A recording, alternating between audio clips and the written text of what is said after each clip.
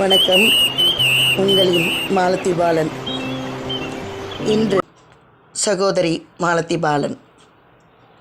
இன்று சாலையோர மரங்கள், அடுக்குமாடி குடியிருப்பில் வைக்கும் மரம், செடி, கொடிகள் பற்றி பார்ப்போம். அழகிற்காக வைக்கும் பூச்செடிகளை பயனுள்ளவையாகவும் வைக்கலாம். காகித பூக்கள் இருக்கும் இடத்தில் ரோஜாவும் மல்லிகையும் ஆவாரம் பூவும் கடுகு, சோம்பு போன்ற செடிகளின் பூக்களும் அழகுதானே. கல்வாழை வைக்கும் இடத்தில் சேனைக்கிழங்கு, கருணைக்கிழங்கு, சேப்பங்கிழங்கு இவை அனைத்தும் அழகுள்ளவைதானே. இதனை தவிர நல்ல மூலிகை செடி வளர்க்கலாம்.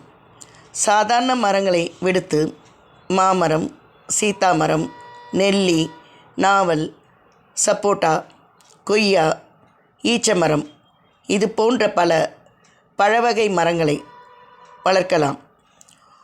உபயோகமுள்ள காய்கறிகளை வளர்க்கலாம். இது தவிர சாலைகளில் வளர்க்கும் மரங்களாகவும் கூட இவற்றை நாம் வளர்க்கலாம். எல்லா மரங்களுமே ஆக்சிஜன் தரக்கூடியவை தானே. இதனை வைத்து பராமரிக்க முடியாது என்று சொல்ல வேண்டாம். அழகு செடிகளை விட இவற்றை பராமரிப்பது சுலபம்தான். இவற்றில் உள்ள கனிகளை திருடுவார்கள் என்று நினைத்தால் ஊரில் எவனோ ஒருவன் பசியாரட்டுமே. சாலை போக்குவரத்தை பாதிக்கும் என்றால் யார் மீதும் நடவடிக்கை எடுக்கலாம். அதேபோல் ரவுண்டானாக்களில் தாமரை பூக்களை வளர்க்கலாம்.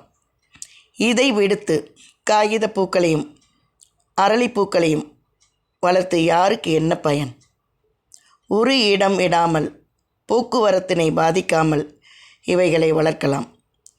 இதை தவிர முக்கியமான போக்குவரத்திற்கு மிக இடைஞ்சலாக இருப்பது மாடுகள்தான். மாடுகள் இவைகள் ரோடில் தெரிவதால் அவைகளும் போஸ்டரையும் பிளாஸ்டிக்கையும் சாப்பிட்டு அதனுடைய உடல் நலனும் பாதித்து அந்த பாலை பருகுவதால் நமது உடல்நிலையும் பாதிப்படைகிறது. எப்படி நாம் நோ பார்க்கிங்கில் வண்டியை நிறுத்தினால் தூக்கி கொண்டு செல்கிறார்கள் அல்லவா? அதற்கு அபராதம் கட்ட வேண்டும் அல்லவா?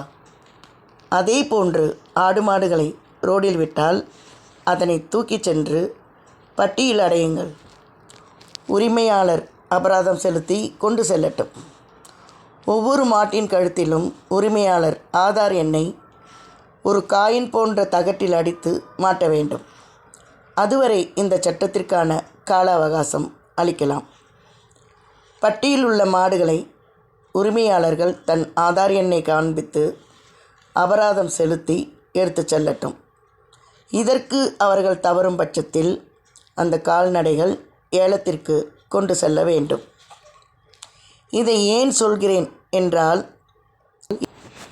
இது போன்ற விலங்கினங்களால் பல சாலை விபத்துக்கள் ஏற்படுகின்றன. ஒவ்வொரு குடிமகனுக்கும் கடமை உணர்வும் பொறுப்புணர்வும் வேண்டும். எங்கும் பசுமை, எதிலும் பசுமை இருந்தால் ஓசோனுக்கு ஓட்டை ஏது? என் கருத்தில் தவறு இருந்தால் மன்னிக்கவும். நன்றியுடன் உங்களின் சகோதரி மாலதி பாலன்.